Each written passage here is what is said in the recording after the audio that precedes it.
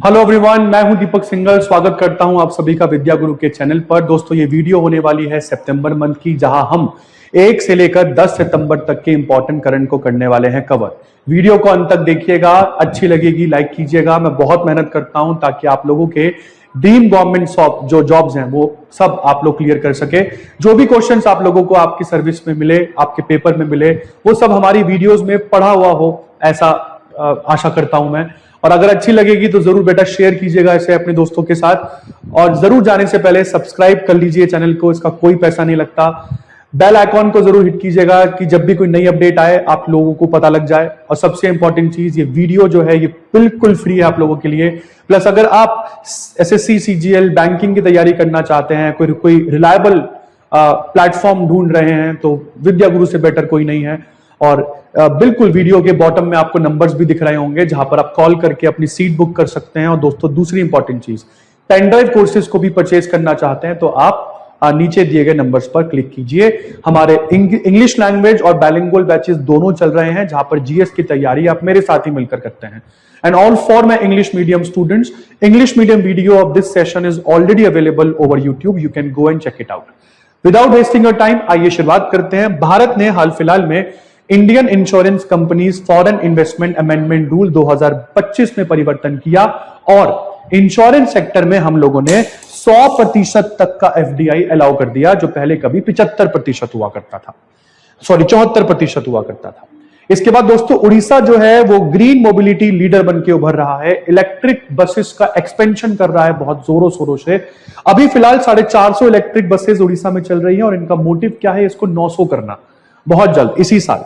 तो ये बहुत इंपॉर्टेंट चीज है। हालांकि सबसे ज्यादा इलेक्ट्रिक बसें इस समय दिल्ली में चल रही है, तकरीबन 3,500 से ऊपर, 3,554, और दूसरे नंबर पर आपको महाराष्ट्र, तीसरे पर आपको कर्नाटका देखने को मिलेगा। नेक्स्ट करंट है, प्राइम मिनिस्टर मोदी इस समय 25वें एससीओ बैठक को अटेंड करने गए चाइना के तियानजिन में। इस बार की 25वें एससीओ शंघाई कॉर्पोरेशन ऑर्गेनाइजेशन बैठक का थीम क्या रहा? Upholding the Shanghai spirit, SCO on the move. इससे पहले ये फिलहाल जापान भी गए थे। इसके बाद आपको बात करता हूं, हमारे भारत के मिनिस्ट्री ऑफ ट्राइबल अफेयर्स ने लॉन्च करा है आदिवाणी, जो कि है इंडिया का पहला एआई पावर्ड ट्रांसलेटर, जहां पे ट्राइबल भाषाओं को आप अपनी भाषाओं में ट्रांसलेट करके समझ सकते हैं कि वो क्या बोलना चाह रहे हैं। ऐसे में ट्राइबल भाषाओं का ज्यादा सशक्तिकरण होगा। और इस प्लेटफॉर्म को डेवलप किया गया है जनजातीय गौरव वर्ष के अंतर्गत। और ये सारी संस्थाएं हैं जिन्होंने इस प्लेटफॉर्म को मिनिस्ट्री ऑफ ट्राइबल अफेयर्स के लिए बनाया है। आगे चलते हैं, प्राइम मिनिस्टर नरेंद्र मोदी जब जापान गए चाइना जाने से पहले, तो वो जापानी प्राइम मिनिस्टर शिगेरू इशिबा जी के लिए लेकर गए एक मून स्टोन बाउल, और उनकी बीवी जो है, उनकी स्पाउस, उनके लिए लेकर गए पश्मीना शॉल। अभी तो खैर शिगेरू इशिबा जो है वो इस्तीफा दे चुके हैं, मतलब जो है वो आप लोगों को बहुत जल्द मैं पढ़ाऊंगा। अभी आपके लिए बता दूं, जो पश्मीना शॉल दी गई है मैडम को, मतलब मिस्टर इशिबा जी की वाइफ को, वो एक hand painted papier mache box में रख के दी गई है। तो मतलब काफी महंगा हिसाब किताब। इसके बाद बेटा, एजुकेट गर्ल्स भारत का पहला ऑर्गेनाइजेशन है जिसको रेमॉन मैग्सेसे अवार्ड से सम्मानित किया गया। रेमॉन मैग्सेसे अवार्ड की शुरुआत सन 1957 में की गई थी रॉक फेलर ब्रदर्स फंड के द्वारा। रेमॉन मैग्सेसे एक्चुअली में थे कौन? फिलीपीन के राष्ट्रपति थे, उन्हीं के नाम पर इस अवार्ड का नाम रखा गया है। और तीसरी चीज, ये अवार्ड एशिया का नोबेल पुरस्कार भी आप इस अवार्ड को कहते हैं। इस संस्था को क्यों दिया गया है? क्योंकि इन्होंने जिस तरीके से लड़कियों के लिए स्कूल एजुकेशन को ट्रांसफॉर्म किया, खासकर कि इंडिया के रिमोटेस्ट रीजन में, उसके लिए एजुकेट गर्ल्स को यह अवार्ड मिला। दोस्तों, टीसीए कल्याणी जो है ये बन गई है भारत की 29वीं controller general of accounts.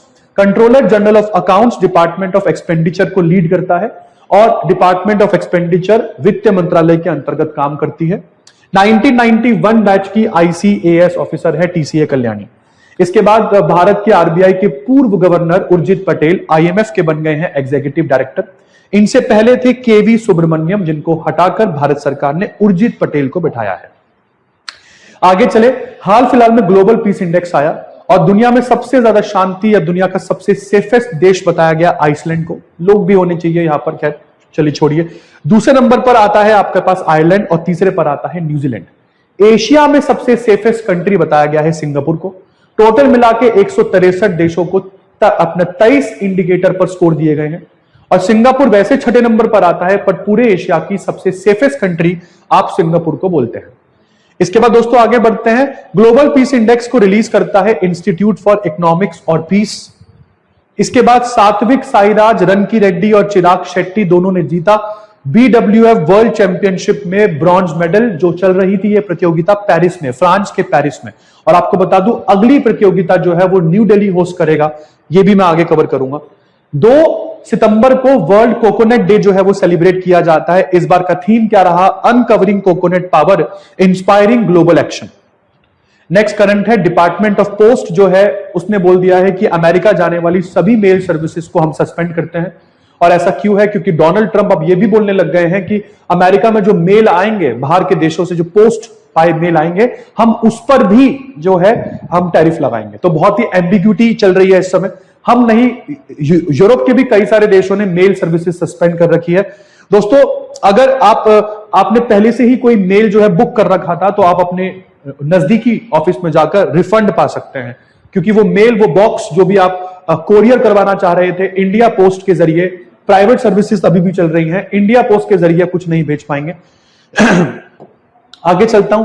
Insurance ombudsman report 2023-24 आई और बताया गया स्टार हेल्थ और एलाइड इंश्योरेंस इस पूरे ओम्बड्समैन रिपोर्ट पे टॉप पर दिखी। तकरीबन 13,308 कंप्लेंट लोगों ने फाइल करी है इस कंपनी के अगेंस्ट रिलेटेड टू क्लेम। दूसरे नंबर पर रही केयर हेल्थ, तीसरे नंबर पर रही नीवा बूपा हेल्थ इंश्योरेंस। तो आई होप इंश्योरेंस पॉलिसी कौन सी कंपनियों से खरीदनी बेहतर रहेगी वो आपको अच्छा लगेगा यहां पर पढ़ने के बाद। और एकमात्र सरकारी कंपनी जो आपको टॉप 5 में दिखेगी वो है national insurance company limited. 2196 complaint यहां पर फाइल हुई है। न्यू इंडिया एश्योरेंस कंपनी भी आपको यहां पर देखने को मिलेगी 1602 कंप्लेंट्स के साथ। इसके बाद प्राइम मिनिस्टर जो नरेंद्र मोदी जब जापान गए तो जापानियों ने इनको दारूमा डॉल दी। दारूमा डॉल जो जापान की संस्कृति का एक बहुत ही आइकॉनिक सिंबल माना जाता है। इसके बाद फ्रेंड्स हमारे धर्मेंद्र प्रधान जी जो एजुकेशन मिनिस्टर हैं, उन्होंने एनसीईआरटी के 65वें स्थापना दिवस पर एक अभियान शुरू किया जिसका नाम था दीक्षा 2.0, जिसकी फुल फॉर्म आती है digital infrastructure for knowledge and sharing 2.0। और इस उत्सव पर इन्होंने एक किताब भी लॉन्च करी जिसका नाम है उत्कल जननी करा सुयोग्य संतना, जहां पर उड़ीसा के 100 ग्रेट पर्सनालिटीज को हाईलाइट किया गया है। इसके बाद दोस्तों इंडियन आर्मी युद्ध अभ्यास नाम का मिलिट्री एक्सरसाइज जो है जो अमेरिका में होगा, उसके लिए हम जो उड़ान है वो भर चुके हैं। ये युद्ध अभ्यास 14 सितंबर तक चलेगा। पहली बार 2016 में हुआ था। इंडियन आर्मी ने एक और युद्ध अभ्यास किया है अरुणाचल प्रदेश के कामेंग रीजन में, और ये पूरी तरीके से डोमेस्टिक है। इसमें किसी भी विदेशी देश को हम लोगों ने इन्वाइट नहीं किया है। इसके बाद एयर मार्शल संजीव घुरातिया बने हैं इंडियन एयरफोर्स के एयर ऑफिसर इंचार्ज मेंटेनेंस। तो जितने भी जो फाइटर जेट्स के मेंटेनेंस का जिम्मा होगा वो एयर मार्शल संजीव घुतारिया के जिम्मे आएगा। इसके बाद दोस्तों ऑस्कर पियास्त्री जो मैक्लेरन के लिए F1 गाड़ी चलाते हैं, उन्होंने डच ग्रैंड प्रिक्स 2025 हाल फिलहाल में जीता। Next important, Mitchell Starc Australia के फास्ट बॉलर, इन्होंने T20 इंटरनेशनल क्रिकेट से लिया संन्यास 35 साल की उम्र में। 3 सितंबर को दुनिया ने मनाया स्काई स्क्रेपर डे, ऊंची ऊंची बिल्डिंग्स। और स्काई स्क्रेपर के जनक जो है वो लुइस एच सुलिवान को माना जाता है। यूनिफाइड पेमेंट इंटरफेस ट्रांजैक्शंस ने फिर अपना रिकॉर्ड तोड़ा। इस बार अगस्त 2025 की ट्रांजैक्शन जुलाई के मुकाबले ज्यादा रही। 20 बिलियन ट्रांजैक्शन का आंकड़ा यूपीआई ने पार किया। बट दिक्कत क्या है, पिछले महीने की अपेक्षा वैल्यू में ये कम रह गया। मतलब अगर 4 ट्रांजैक्शन अगर आपने जुलाई मंथ में करी और 1 लाख रुपए ट्रांसफर करे, तो अगस्त में आपने 6 ट्रांजैक्शन करी है, तो ट्रांजैक्शन में तो बड़े हो आप, बट वैल्यू में 1 लाख से कम आपने पैसे ट्रांसफर करे। मतलब मान के चलो कि 6 ट्रांजैक्शन से आपने केवल 99,000 पैसे जो है उसका लेन देन किया। तो इसलिए वैल्यू ऑफ ट्रांजैक्शन में कम है, बट नंबर ऑफ ट्रांजैक्शन में आपने आंकड़ा तोड़ दिया है।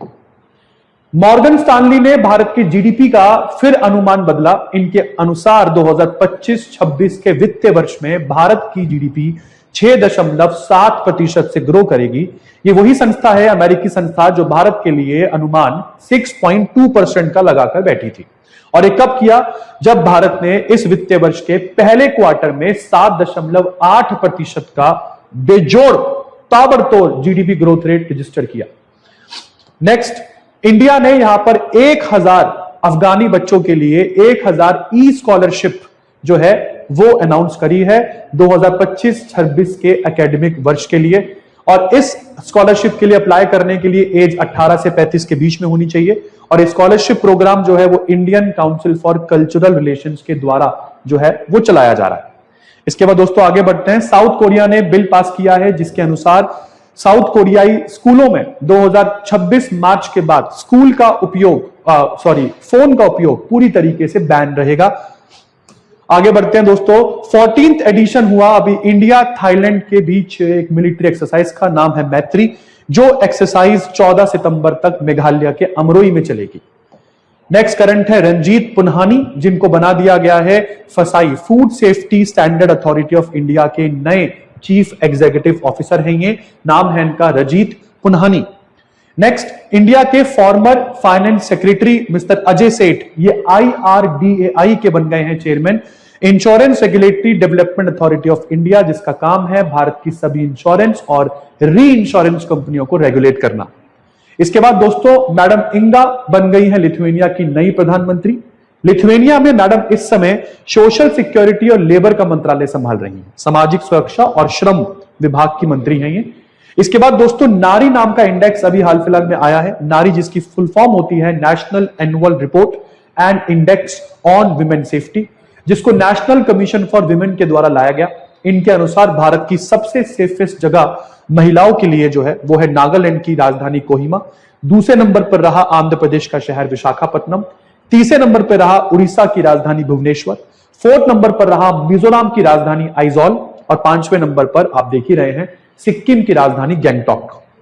इसके बाद दोस्तों न्यू दिल्ली, जो मैं आपको बता रहा था कि 2026 का badminton world championship Bharat host करेगा। इसके बाद आगे बात करते हैं। टेक्सटाइल मिनिस्टर गिरिराज सिंह चौहान ने यहां पर कपास किसान एप्लीकेशन लॉन्च करी है। इस कपास किसान एप्लीकेशन के जरिए किसानों से जो कपास सरकार MSP पर खरीदती है वो और भी आसान हो जाएगा, सिंप्लीफाई हो जाएगा, करप्शन मुक्त हो जाएगा। इसके बाद दोस्तों आगे बढ़ते हैं। नेशनल इंस्टीट्यूशनल रैंकिंग फ्रेमवर्क 2025 हाल फिलहाल में भारत के शिक्षा मंत्रालय ने जो है रिलीज किया, NIRF आप इसको बोलते हैं। और इस रैंकिंग के अनुसार भारत के टॉप नंबर पर जो कॉलेज रहा वो है IIT मद्रास, दूसरे नंबर पर रहा IISc बेंगलोर और तीसरे नंबर पर रहा IIT मुंबई।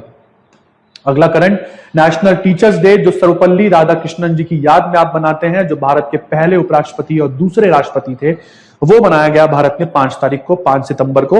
इसी के साथ 5 तारीख को दुनिया भर इंटरनेशनल डे ऑफ चैरिटी जो है मतलब वो सेलिब्रेट कर रही थी। इसके बाद बेटा बिहार के राजगीर में रॉयल भूटान बुद्धिस्ट टेम्पल जो है वो यहां पर उसका उद्घाटन किया गया। दोस्तों राजगीर ही क्यों? क्योंकि महात्मा बुद्ध ने तपस्या करी थी बिहार के राजगीर में, तो भगवान बुद्ध के इतिहास से राजगीर का एक बहुत ही ऐतिहासिक जो कनेक्शन है वो आपको देखने को मिलता है। इसके बाद दोस्तों आनंद वी पाटिल को सितंबर महीने में प्रोफेसर विनायक कृष्णा गोकक अवार्ड के साथ सम्मानित किया गया।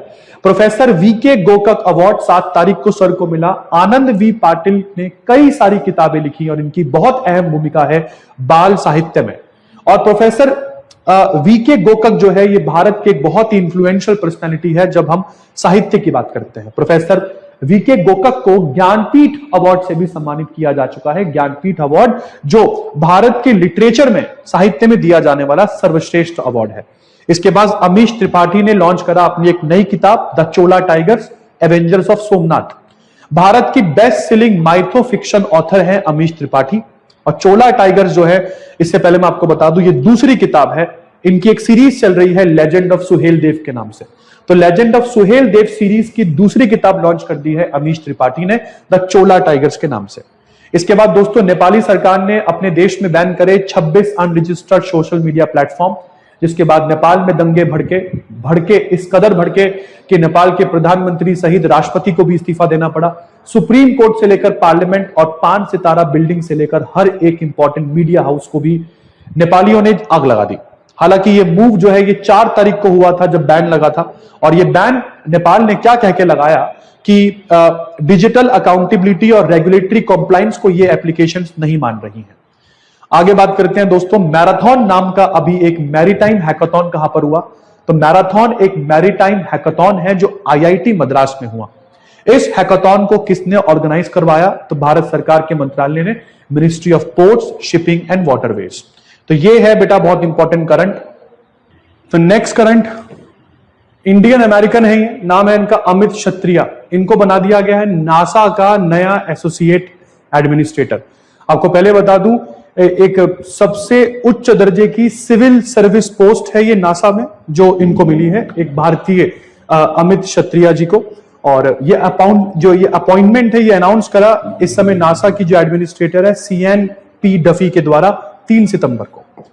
नेक्स्ट करंट चलते हैं, अभी तक का सबसे लंबा, इस साल का सबसे लंबा लूनर एक्लिप्स, जिसको रेड मून भी कहा जाता है, ब्लड मून भी कहा जाता है, वो हुआ 7-8 सितंबर के बीच, जो तकरीबन 82 मिनट तक चला।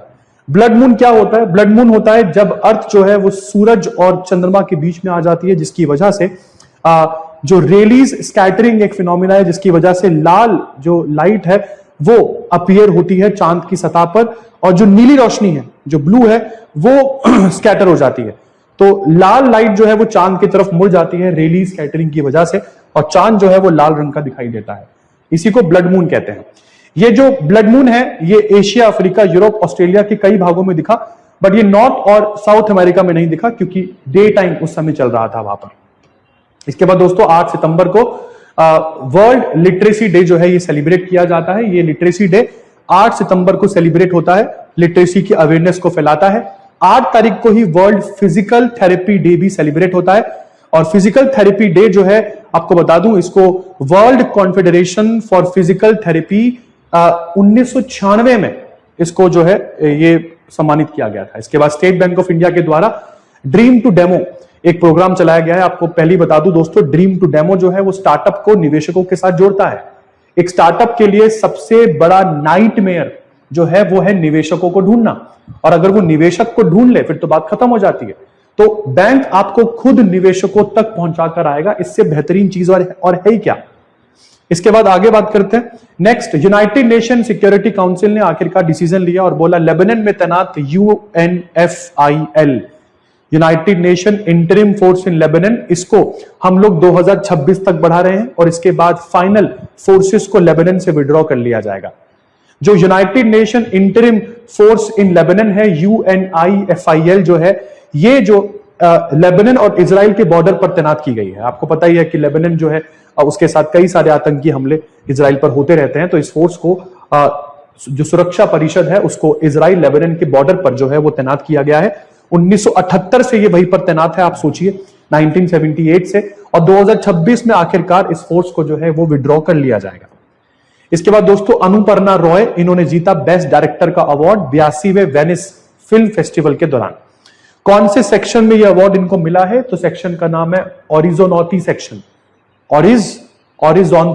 ओरिजोंती सेक्शन में इनको ये अवार्ड मिला। इन्होंने ये अवार्ड अपनी पिक्चर, अपनी film songs of forgotten trees के लिए जीता, जिस पिक्चर में 2 अप्रवासी महिलाओं की स्टोरी है जो मुंबई में आई है। ये अवार्ड जो है इनको प्रेजेंट किया है जूलिया ने, जो एक बहुत ही जानी मानी फ्रेंच फिल्म मेकर है और प्रेसिडेंट है ओरिजोंती जूरी की। इसके बाद फ्रेंड्स 2 जो नए जजों की नियुक्ति सुप्रीम कोर्ट में हुई है यहां पर, और सुप्रीम कोर्ट की नियुक्ति आर्टिकल 124 के तहत होती है, आपको पता होगा। सुप्रीम कोर्ट में कुल मिलाकर जो नंबर ऑफ जजेस हैं वो टोटल में 34 हो गए हैं इन दोनों जजों के, इन दोनों न्यायमूर्तियों के नियुक्ति के बाद। इसमें एक जज का नाम है जस्टिस आलोक अपना आराधे, और दूसरे जज का नाम है जस्टिस विपुल M पंचोली। तो हमारे भारत में सुप्रीम कोर्ट के जजों को अपॉइंट जो है वो राष्ट्रपति करता है, शपथ राष्ट्रपति दिलाता है। हालांकि कौन से जज अपॉइंट होंगे ये कॉलेजियम के द्वारा बताया जाता है, जिसके अध्यक्ष भारत के चीफ जस्टिस होते हैं। तो इस समय भारत के चीफ जस्टिस कौन है? BR गवई।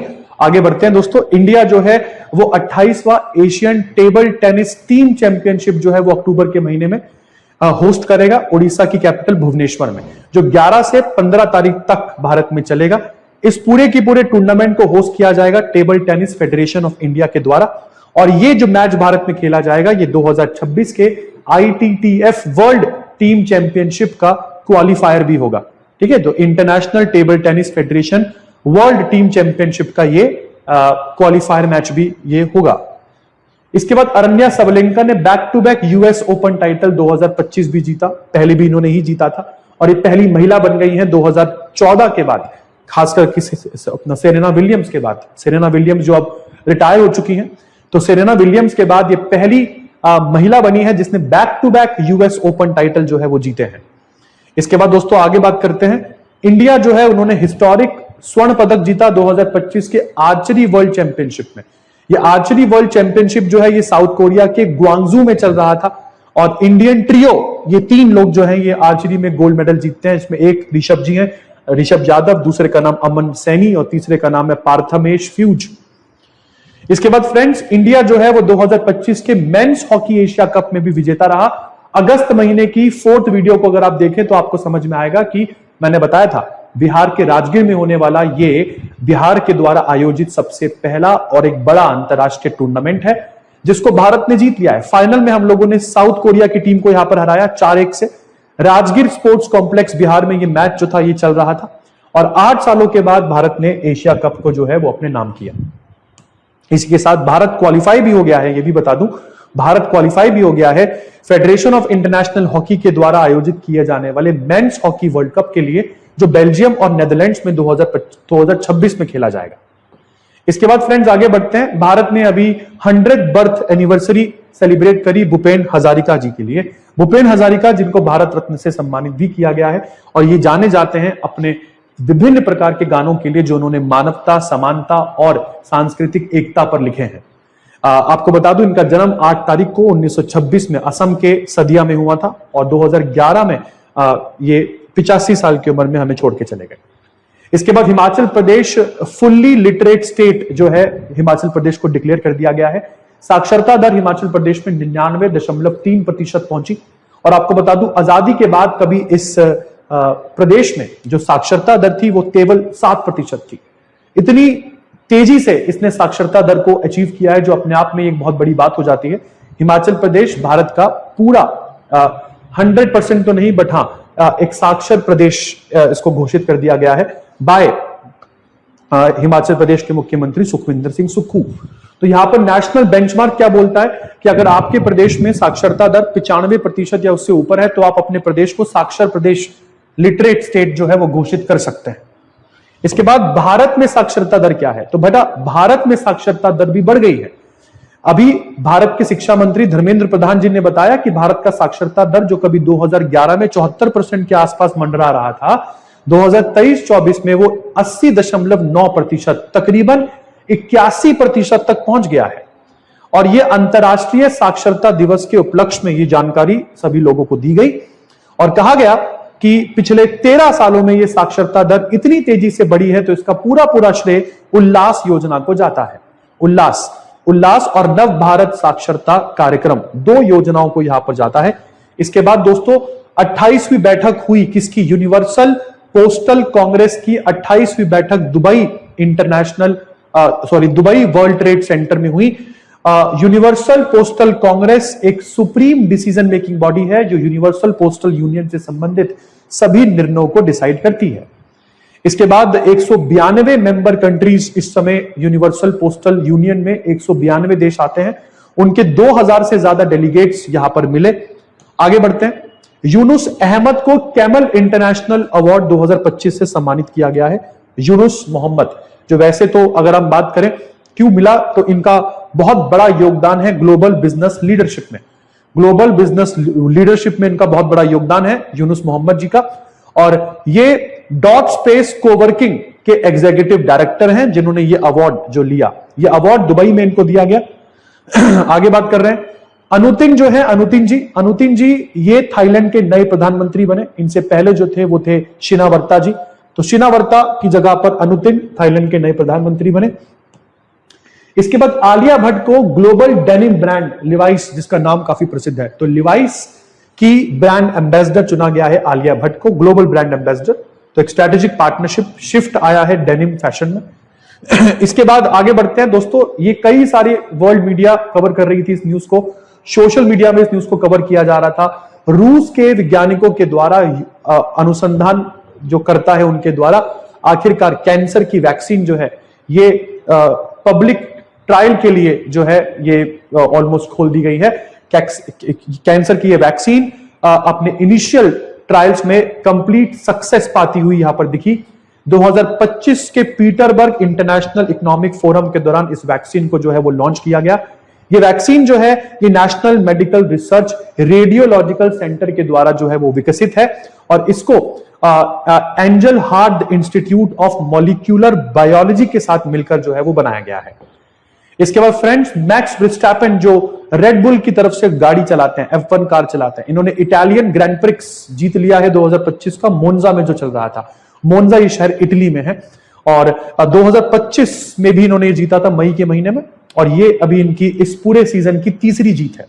अगर हम मैक्स वर्स्टैपेन को देखें तो बहुत ज्यादा आप लोगों को दिखेगा नहीं इस बार इनका नाम। मतलब इससे पहले इन्होंने 2025 में अगर हम देखें तो जापानी जो ग्रैंड प्रिक्स है वो जीता था, फिर इन्होंने एमिलिया ग्रैंड प्रिक्स जीता था और अब इनकी तीसरी जीत ये है मोन्जा ग्रैंड प्रिक्स। जबकि 2023 में आपको सारी ग्रैंड प्रिक्स रेसेस में एक दुक्का, इक्का या दुक्का छोड़कर मैक्स वर्स्टैपेन का नाम ही आपको यहां पर देखने को मिलता था। इसके बाद भारत ने ब्रॉन्ज पदक जीता यहां पर central Asian football association Nations cup 2025 में भारतीय टीम ने ब्रॉन्ज जीता और यह मैच जो था आपको बता दूं इसमें हमने ओमान को हराया और पहली बार भारत ने अंतरराष्ट्रीय विक्ट्री हासिल करी है ओमान के ऊपर। फुटबॉल में ओमान के ऊपर पहली बार अंतरराष्ट्रीय विक्ट्री भारत ने यहां पर हासिल करी है। पेनल्टी शूटआउट में हम लोगों ने ये मेडल जो है वो निकाला। इसके बाद फ्रेंड्स, 7 सितंबर को वर्ल्ड ड्यूशेने मस्कुलर डायस्ट्रॉफी डे जो है वो सेलिब्रेट किया जाता है। डिसेबल्ड बच्चों के लिए होता है, तो डिपार्टमेंट ऑफ मतलब स्पेशली एबल्ड बच्चों के लिए होता है, माफ कीजिएगा। Department of empowerment of persons with disabilities जो मिनिस्ट्री ऑफ सोशल जस्टिस और एम्पावरमेंट के अंतर्गत काम करती है उसके द्वारा यह दिन भारत में मनाया गया। इस दिन का थीम जो था वो क्या रखा गया पूरी दुनिया में, family the heart of care. इसके बाद आज का आखिरी करंट है, 10 तारीख को मनाया गया वर्ल्ड सुसाइड प्रिवेंशन डे और इसी के साथ ये करंट अफेयर्स मेरे साथ हो जाते हैं समाप्त। आई होप आपको बहुत मजा आया होगा दोस्तों। इसी तरह की वीडियोस देखने के लिए विद्या गुरु को जरूर लाइक किए बिना मत जाइएगा। हमारे चैनल को सब्सक्राइब कीजिए, कोई पैसा इसका नहीं लगता और जैसे मैं बार बार बोलता रहता हूं, हमारे पेन ड्राइव कोर्सेज के लिए, लाइव क्लासेस के लिए आप नीचे दिए गए वीडियो के बिल्कुल नीचे दिए गए नंबर्स पर कॉल कर सकते हैं। डिस्क्रिप्शन पर हमारी वेबसाइट का लिंक आपको मिल जाएगा, आप वहां पर जा सकते हैं और अपनी तैयारी बिल्कुल जोरों शोरों पे रखिए। सीजीएल के एडमिट कार्ड्स जिन बच्चों ने डाउनलोड कर लिए हैं, जिनके पेपर्स आने वाले हैं, उनको मेरी तरफ से पहले ही बहुत बहुत बधाई और ऑल द वेरी बेस्ट। आप जरूर क्लियर करेंगे, ये मेरी आशा है आप सभी से। और जरूर करंट अफेयर्स को देखे बिना मत जाइएगा, करंट अफेयर्स एक बहुत इंपॉर्टेंट पार्ट बनाते हैं आप लोगों के एग्जाम्स में। इसी तरह की वीडियोस देखने के लिए मैं दीपक सिंघल लेता हूं आप लोगों से विदा। मिलते हैं सितंबर मंथ की दूसरी वीडियो में बहुत ही जल्द। धन्यवाद।